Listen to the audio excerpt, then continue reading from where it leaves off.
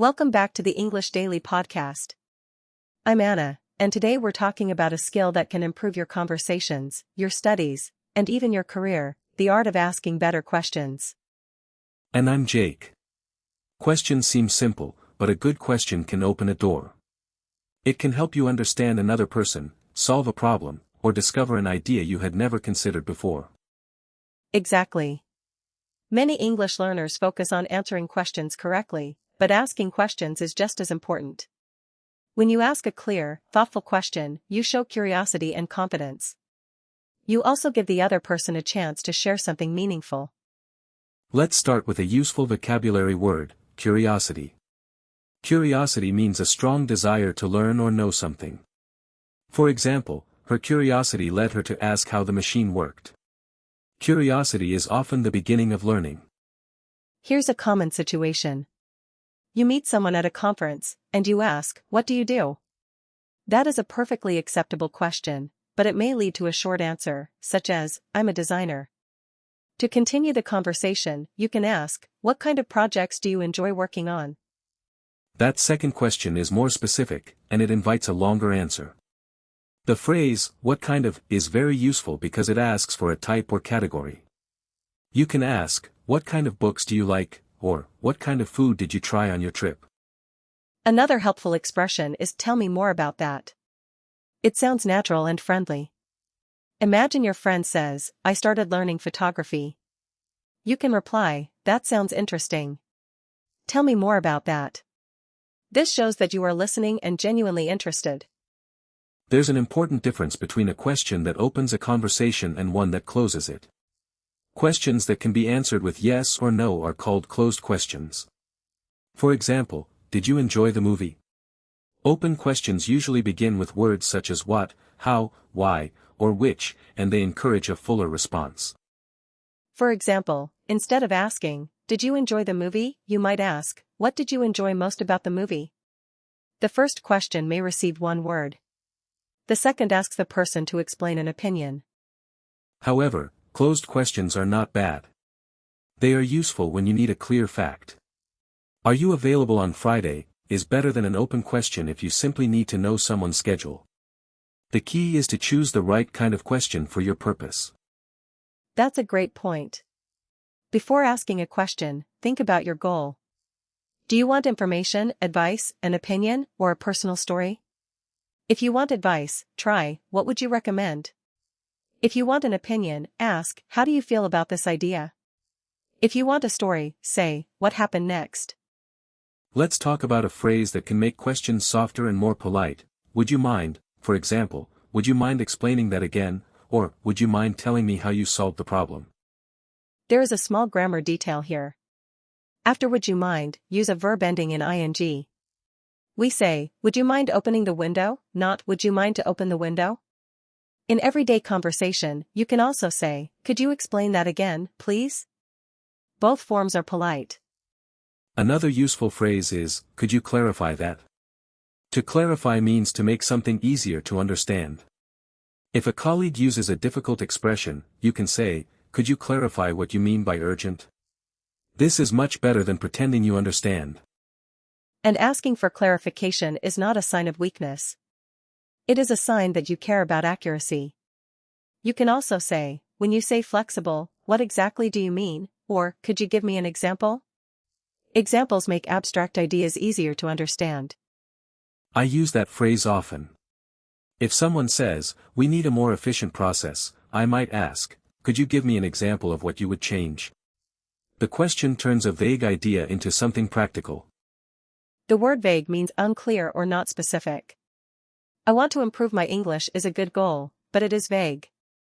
A better question might be, "Which English skill should I practice first for my new job?" That question is more focused. Focus is important because too many questions at once can overwhelm people. If you ask, "Where did you go, who did you meet, what did you eat, and how was the hotel?" the other person may not know where to begin. A better strategy is to ask one question, listen to the answer, and then ask a follow-up question. A follow-up question is a question connected to something the person has just said. If someone says, "I visited Lisbon," you could ask, "What was your favorite place there?" Or if they say, I'm studying computer science, you could ask, what part of the subject interests you most? Follow-up questions make conversations feel natural because they respond to real information instead of following a memorized list. This leads to another important skill, listening. Asking a good question is only half of the conversation. You need to listen to the answer. Sometimes people are already preparing their next question, so they miss the most interesting detail. A simple listening technique is to repeat a key word from the answer. Suppose a friend says, I'm nervous about moving to another city. You can say, moving sounds like a big change. What part makes you most nervous? Repeating the idea shows empathy, which means understanding and sharing another person's feelings. That is especially helpful in personal conversations. Compare why are you nervous with what part of the move makes you feel nervous. The second question sounds less judgmental. It does not suggest that the person should feel differently. Good questions should create space, not pressure. Be careful with the word why. Why did you do that? Can sometimes sound angry, even when you are only curious. A gentler alternative is, what led you to make that decision? The phrase, what led you to, asks about the reasons behind a choice without sounding accusatory. For example, what led you to choose this career? It invites the person to explain their journey. Questions are also powerful at work. Imagine your team has a problem. Instead of saying, who made this mistake, ask, what caused the problem, and how can we prevent it next time? The second question focuses on solutions rather than blame. That is an excellent professional habit. You can use the question, what are we missing, when a plan seems incomplete. You can ask, what is the biggest risk, or what would success look like? These questions help a group think carefully before taking action. I like, what would success look like, because the answer creates a clear picture of the desired result. The word desired means wanted or hoped for. If a manager says, we need a better website, you can ask, what would a better website allow customers to do? Now let's move to learning. When you are studying, do not only read information and hope you remember it. Ask yourself questions. After reading an article, ask, what is the main idea?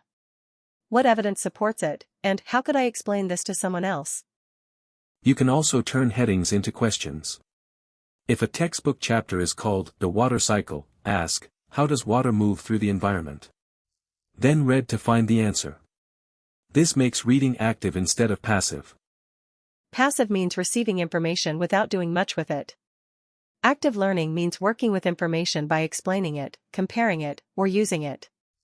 For English practice, look at a new word and ask, what does it mean? What words often appear with it, and can I use it in a sentence about my life?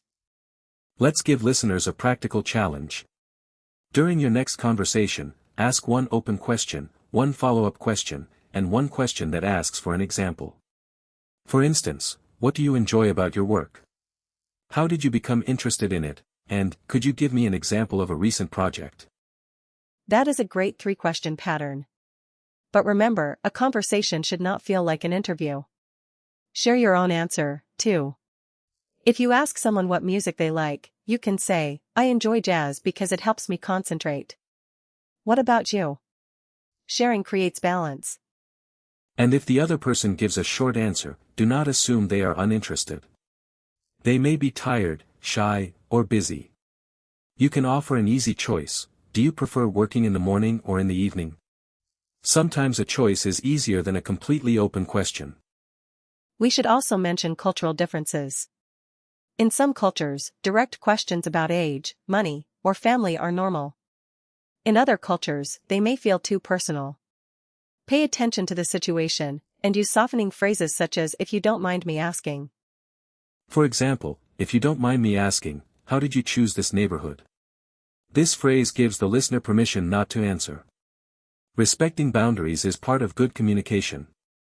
Boundaries are limits that help people feel safe and comfortable. If someone gives a short answer or changes the subject, accept that signal. You can move to a lighter topic instead of asking the same personal question again.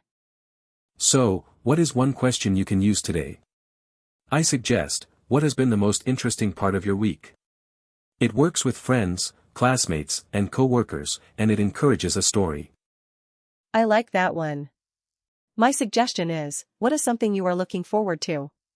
Looking forward to means feeling happy or excited about something that will happen in the future. You could answer, I'm looking forward to my vacation, or I'm looking forward to finishing my course. Let's recap. First, choose a question based on your goal. Use closed questions for specific facts and open questions for opinions, explanations, and stories. Second, use follow-up questions and ask for examples. Listen carefully, repeat important ideas, and let the conversation develop naturally. Third, ask politely. Use expressions like, could you clarify that? Would you mind explaining? And, if you don't mind me asking, also remember to use a verb ending in ing after, would you mind? Finally, be curious but respectful. Good questions are not about showing off or controlling a conversation. They are about learning, connecting, and helping people think more deeply. Before we go, try this practice today. Write down 3 open questions in English, ask one of them to someone, and then ask a follow-up question based on the answer. Notice how much easier it becomes when you listen for details. Thank you for joining us on the English Daily Podcast. We hope today's ideas help you speak with more confidence and curiosity.